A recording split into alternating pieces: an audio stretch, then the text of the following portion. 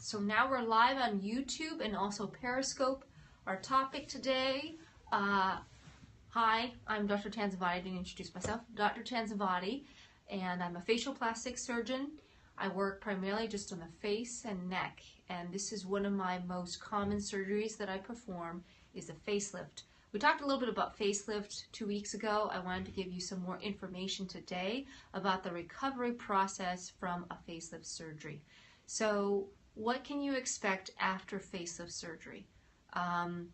Facelift is probably actually less painful than you think. I know that sounds like I'm lying or I'm fibbing, but it's honest to God truth that most of my patients rarely need to use pain medication more than just the first or second night, and the first day after the surgery, you come in to see me. For most surgeons, I'm just going to speak in general.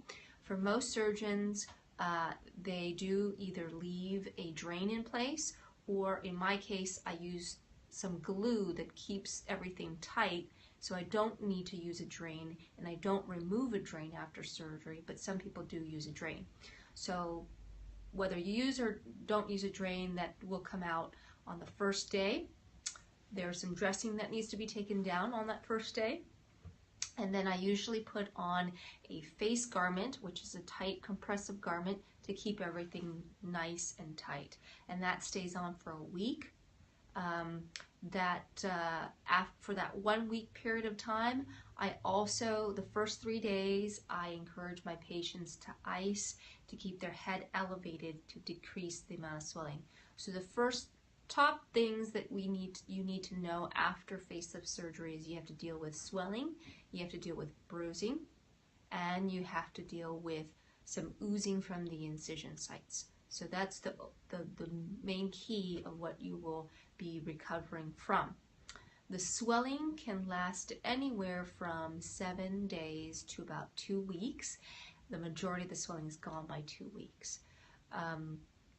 What really helps to get the swelling to speed up so that recovery is faster is to use ice, or in my case I like to use what are called, it's called the Aqua Cool mask.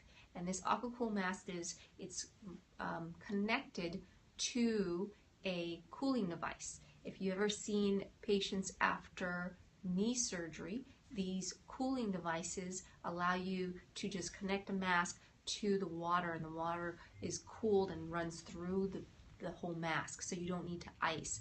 And it sounds funny, but it actually works, and it works much better than icing around the clock. Can you imagine trying to put ice packs on your face every 20 minutes? It's a little bit cumbersome. So I really encourage my patients to use this aqua cooling device, and it really works. Second thing I usually recommend to kind of speed up on the swelling is lymphatic drainage. And I have my esthetician or massage specialist come in and do those initial treatments to kind of move the lymphatics out of the face, and that also speeds up recovery. So that's for swelling. The third thing I like to do to help speed up the swelling is use of bromelain and arnica. Those are two vitamins over the counter that you can take. I provide them for my patients routinely, and bromelain is from the core of a pineapple, and it is used to help to decrease the swelling. I don't provide turmeric, but that's another thing over the counter that can be helpful for those of you out there that are into organic and vitamins. So besides the swelling is bruising. So the second thing on bruising is how do we speed up bruising? For recovering after facelift surgery, I will use arnica. Arnica is also a vitamin tablet that can help to decrease the bruising, and I have patients start on that before surgery and continue after surgery. And then the last thing is about the oozing from the incision sites. I don't ever want my patients to touch the incision sites, but they just need to clean it, and I usually ask them to use a sterile Q-tip, just clean the incision with some hydrogen peroxide that's half strength, and then putting ointment on the sites. And that's it. So that's all that needs to be done for the first week. Just recovering, keeping your head elevated, sleeping on your back, because we don't want you sleeping on your face, of course. I mean, you're going to put more swelling on that face. So we want you to sleep on your back, not on the sides, and then with your head elevated above your heart. So that helps to get the swelling out from the face and move it along. After that first week, what should you expect at the first week appointment? Well, the sutures will come out if we use staples. In my case, I use staples some of the times, and that's in the hairline. I take those staples out at that time, and then 10 days I remove the remainder of the staples. After the 10 days, then you're going to continue to wear the chin strap just at night. So there's this facial garment that's wraps underneath the chin. That stays on for 1 more week just at night. And then after the 2 weeks, you're good to go.